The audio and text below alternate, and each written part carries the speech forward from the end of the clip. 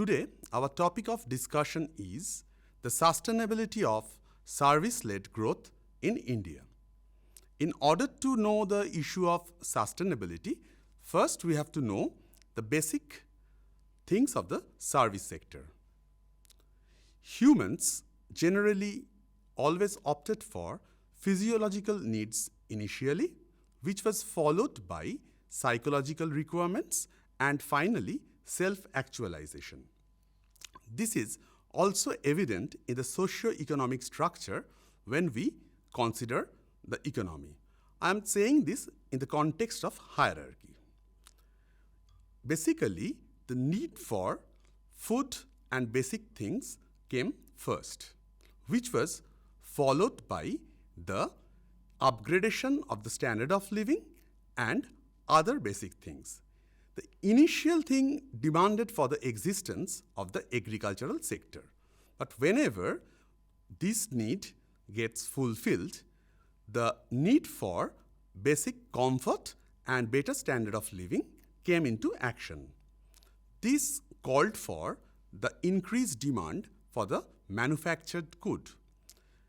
Accordingly, manufacturing sector occupied the dominant portion in the economy. It generally started to contribute a major portion in the economy. Finally, the demand for service-related products emerged, and this was basically created by the growing industries and also from the consumers. Thus, in an economy, we observe the initial dominance of agricultural sector, but which was nullified by the dominance of manufactured sector in the second stage. Finally, with the changing needs and requirements and structure of the economy, the service sector emerged as the most dominant sector of the economy. Thus, in most of the economies in the present era, service sector played the vital and dominant role. In case of India, however, after the dominance of agricultural sector, we have noticed the gradual domination of service sector or gradual flourish of the service sector instead of manufacturing sector due to its sluggish growth rate. However, the changing structure of Indian economy after 1991 boosted Indian service sector to develop a lot. So the service sector domination in India is generally observed in the mid-90s after the adoption of new economic policy. Actually, this service sector boom started in the 80s in most of the developing and developed countries. This is actually a worldwide phenomenon. Unfortunately, in case of India, though there was an initiative in the mid-80s, but the service sector takeoff actually happened in the mid-90s. So there was a bit delay compared to the developing nations which have similar country characteristics like India. In India, service sector played a dominant role, a very vital role, in fact a pivotal role for the economic development since mid-90s. Hence, many economists termed the service sector of India as the engine of growth.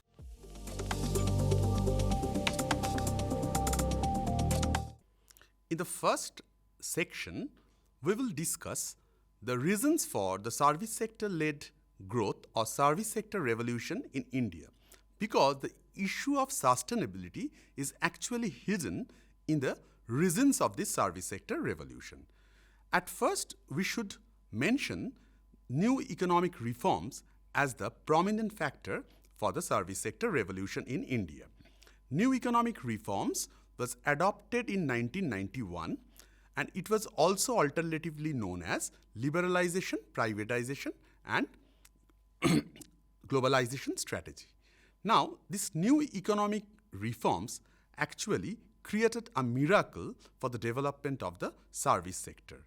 It not only included the financial sectors and other sectors, but also it initiated manufacturing sector to develop. And as the manufacturing sector developed, a service-oriented demand was created.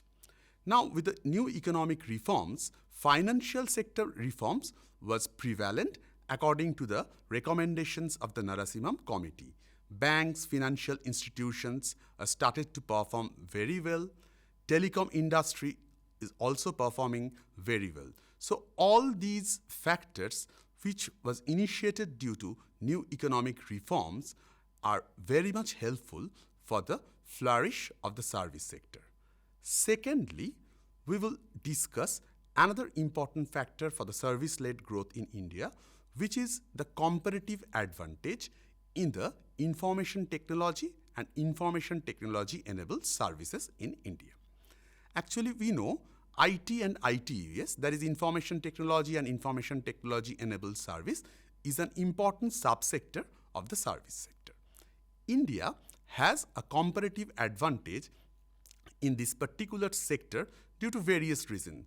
For skilled professionals, for its a very time advantage, or many things actually are responsible for the flourish of the information technology enabled services and information technology, especially the software services.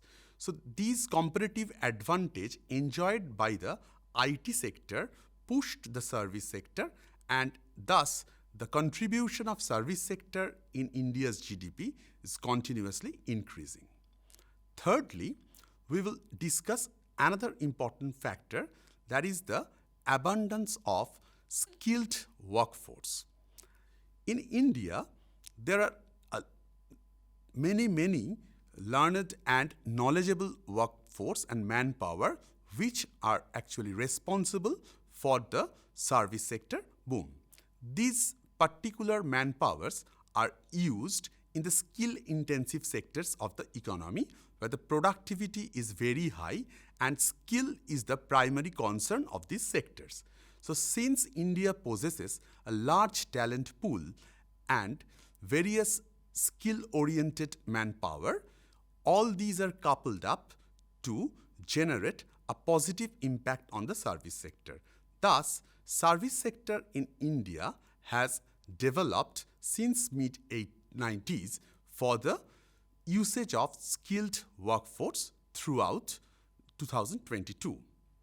Fourthly, we can also mention a different factor, which is the increased external demand for the service products. This is an important issue because we know India basically exports IT and ITES, that is software services and IT-enabled services, to various countries. US and UK are the major importers of Indian IT services. Now, after the global economic crisis, many orders were cancelled and India started to explore for new export destinations in Europe, Australia, etc. And finally, they have successfully found some important destinations in which India can export these services. So, the finding of these new export destinations have increased the demand for services for India. Next, we should mention another factor which is responsible for the service sector revolution or service-led growth in India. This is nothing but income elasticity of demand. Now, we all know that income elasticity of demand is defined as the ratio of proportionate change in quantity demanded to the proportionate change in income. Finally, the last factor here we will mention about the service-led growth or revolution is the splintering effect of the manufacturing sector. We know that manufacturing sector and service sector are very much interlinked and correlated. If manufacturing sector develops, then there is every possibility of the development of the service sector. Actually, there is a very thin line between the manufacturing sector and service sector. So these sectors are complementary to each other. So if one of the sectors developed, the other sector will automatically develop. that actually happened in India after the National Manufacturing Policy in 2012. Manufacturing sector was given stress and focus by the government of India, and for that, service sector also started to develop more.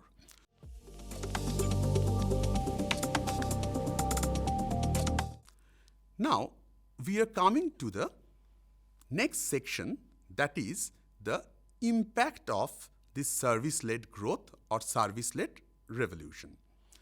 Before that, before coming into this particular issue, we have to think some important factors. That is the benefits of service sector, which is actually obtained by using the service products and others. All these particular benefits are percolated into the lower sections of the society or not? Is there any spillover effect? Or is the sustainability is prevalent in long run? So we have to answer or address all these queries in this section. At least we are trying to find out the answer of these queries. Many people argue that service sector is acted here as the engine of growth. So if and only if the benefits of service sector is percolated and transmitted to the lower sections of the society, unless this happens, the total benefit or welfare issue will not be addressed. So first we have to discuss some important impacts or consequences of the service-led growth in India. Unfortunately, the first things which we will discuss is about the lower employability. Actually, we know, like all countries, in India also, the agricultural sector was the dominant sector initially. It has contributed a major portion to the national income or GDP. But over the years, the contribution of the agriculture sector started to fall. And this fall in sharing of the agricultural sector was grabbed by the service sector. We know manufacturing sector in India is relatively weak due to their sluggish growth rate. So the loss in the share of agriculture was actually replenished by the service sector. But unfortunately, this was not true when we are considering the employability. Till now, Indian service sector is only employing 30% of the total job force, but are responsible for contributing 55% in the national income or GDP. So, major portion of the job force are still involved in Indian agricultural sector. That is, Indian service sector failed to grab this chunk of the job force from the agricultural sector. So this is a harm to the productivity and also to the profitable employability. Secondly, we can discuss about another factor or another issue, which is the consequence of the service-led revolution. That is, due to this service-led growth, there is an increased disparity in income and productivity. We all know that in the service sector, many people are involved in the informal segments like as the manufacturing sector.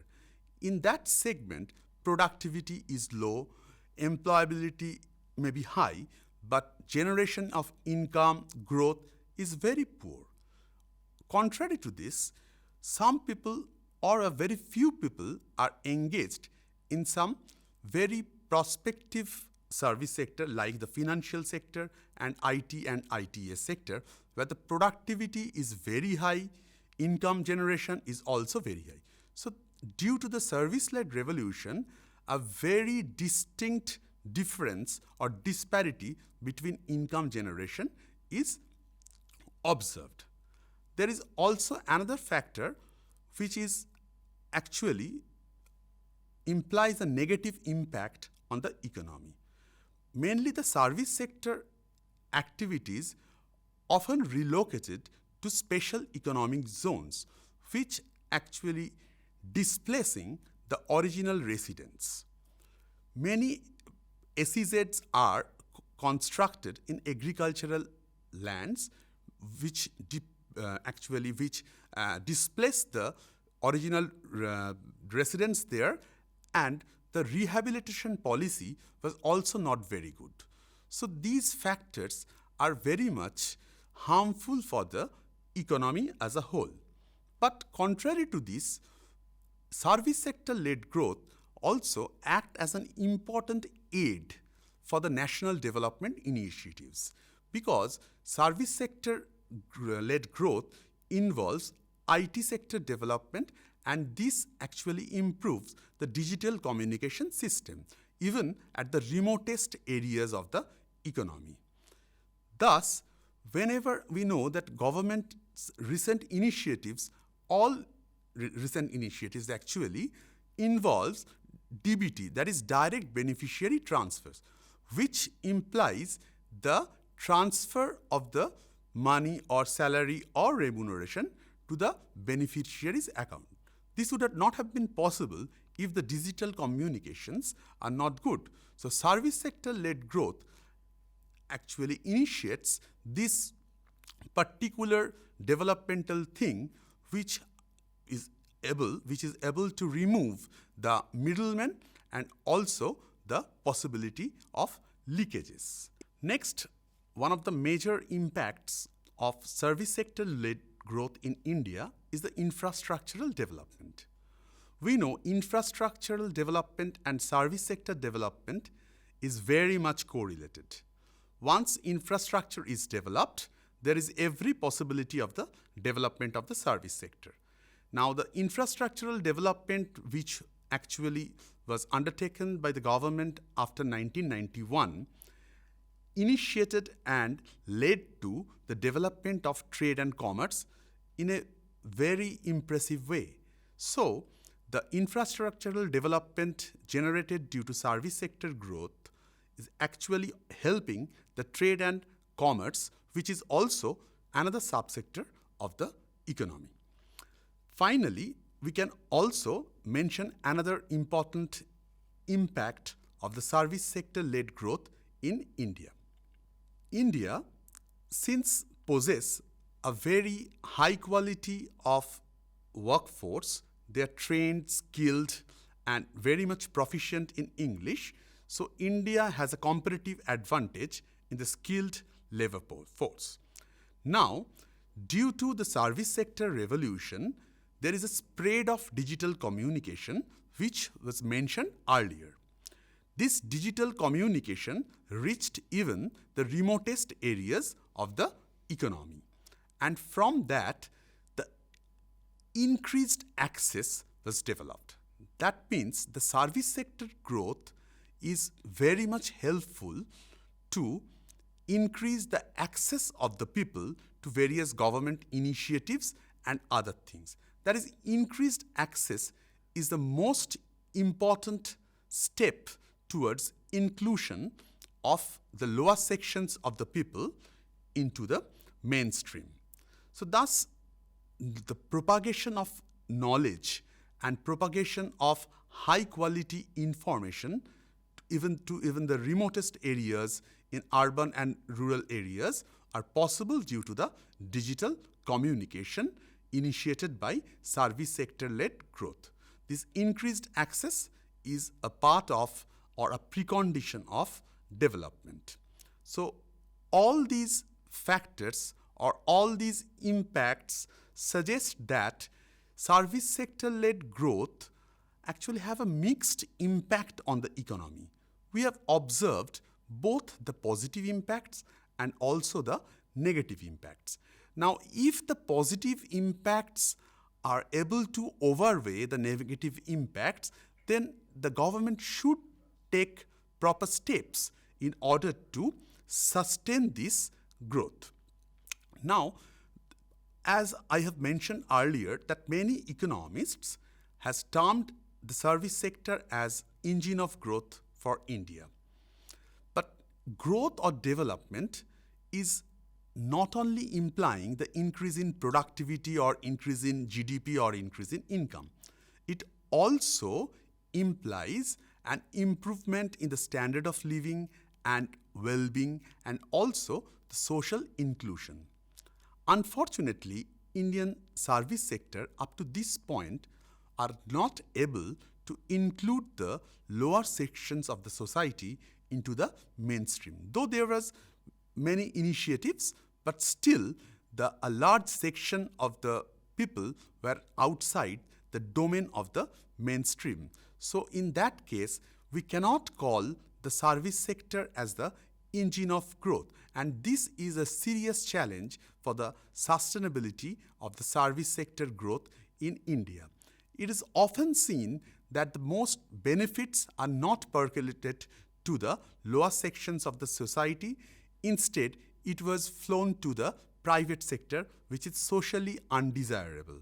So in that case, government should focus to generate skill and employment potential to the youth both in rural and urban areas, so that they can participate in the skill-intensive sectors for the development of the country.